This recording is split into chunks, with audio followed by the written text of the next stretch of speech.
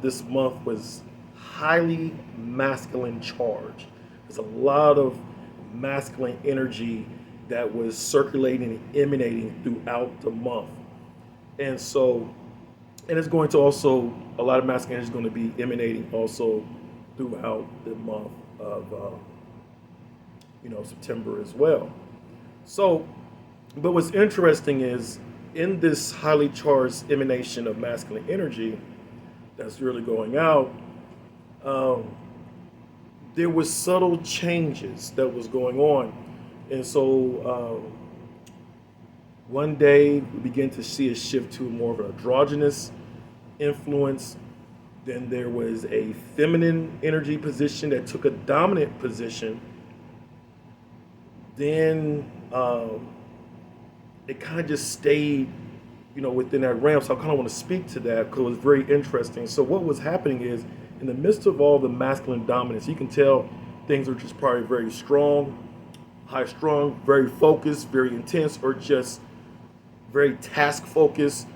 So it's nothing wrong. It's just in the day, it's just that's kind of what's just going on. And so there's things emanating, it begins to affect behavior, and based upon our living soul alignment and also our living soul energetic profile alignment, whether it's coming from the emotional side, the ego mental side, or from the side of being physically balanced, our sense of interconnectedness, it affects us.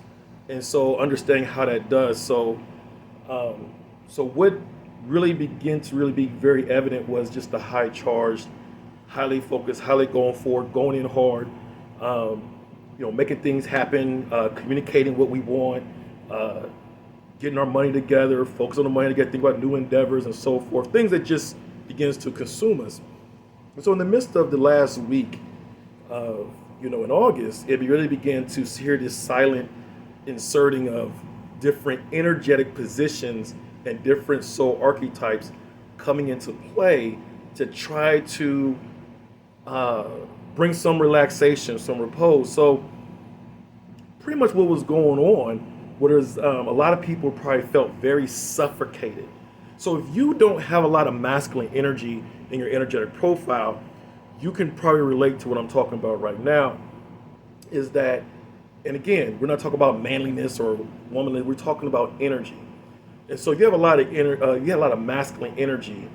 Then you probably feel more at home. You probably feel more connected with this overcharge, over emphasis, over just going hard in the paint, so forth. But those that find themselves maybe scoring low or having uh, an absence of that masculine energy, and also maybe an absence of androgynous energy, um, and just you know there's some things that begins to come forward in terms of what we feel within ourselves, what's kind of affecting our mindset, what we're kind of sensing spiritually, and so forth. So pretty much, if you're falling inside that, is that you probably felt very suffocated emotionally. You probably felt you was overthinking a lot. You probably was just find yourself trying to overly explain, overcompensating for things, um, walking every now and then, periodically finding just clashing in communication styles that seemed that that wasn't a problem before, but it started to become a problem.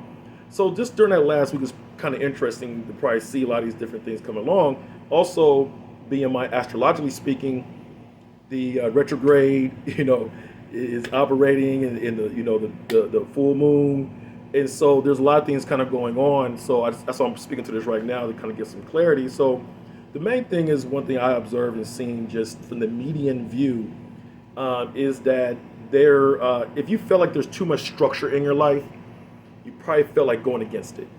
If you feel like things are just constantly just hyper charged, you probably feel suffocated emotionally. And so the thing this towards the last week and really going into as we shift into the soul protector archetype that's overseeing the month of September, is for us to be mindful and to set time aside to let our emotions breathe. Really allowing our emotions to breathe is where we're at this point.